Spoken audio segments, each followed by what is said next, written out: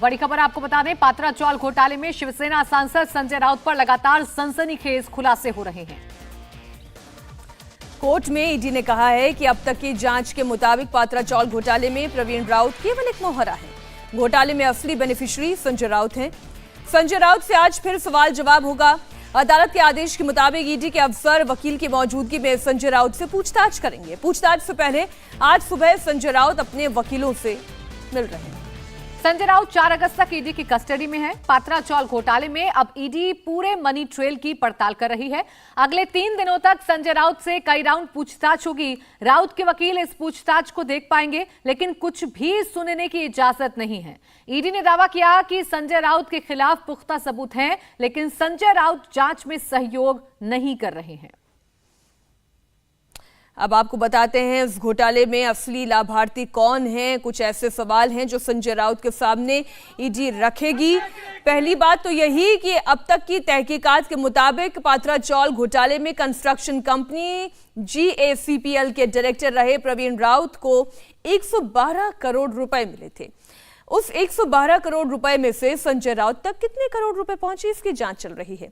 संजय राउत से सवाल किए जा रहे हैं, लेकिन इस मामले पर वो कोई सीधा जवाब नहीं दे पा रहे हैं।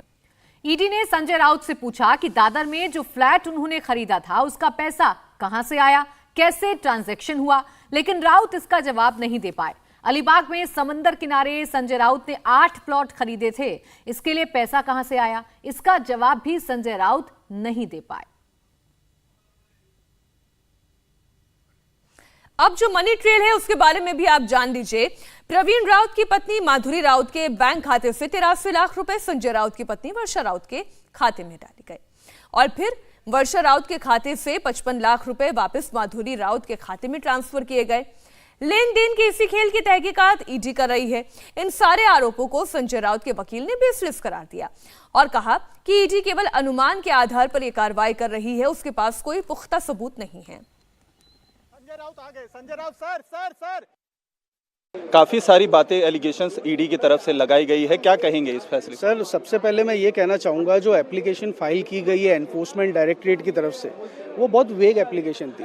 उसके अंदर word were use, may, might, यानी आप इतनी बड़ी इंक्वायरी कंडक्ट कर रहे हो और उसके अंदर इतना बड़ा इंटरप्रिटेशन के लिए उसको ओपन रख रहे हो कि उसने किया होगा, वो कर सकता है। इस तरह की एप्लीकेशन अगर ईडी फाइल करेगी तो आप किस तरह से उसके ऊपर अपना वर्डिक्ट दे पाओगे कि क्या है। इवन कोर्ट ने भी यही बोला कि आप ऑर्डर जब आएगा, प्रोनाउंस होगा, मैं कॉपी आप लोगों के साथ शेयर कर, उसके अंदर भी ऐसा कुछ कोर्ट को भी समझ में आया कि 8 डेज की custody is not required for this matter. लेकिन इसमें ईडी की तरफ से ये कहा गया था कि जो पत्रा चौल वाला पूरा मामला है उसमें 112 करोड़ रुपए प्रवीण राउत के अकाउंट में गया था और वो फ्रंट मैन के तौर पर संजय राउत की तरह से काम कर रहे थे, जिसमें से 1.06 करोड़ उनके अकाउंट में transfer. Sir, these are allegations. आप जब किसी चीज के अंदर आपको कुछ मिलता नहीं है तो आप आरोप करते हैं कि ये चीज हुई होगी।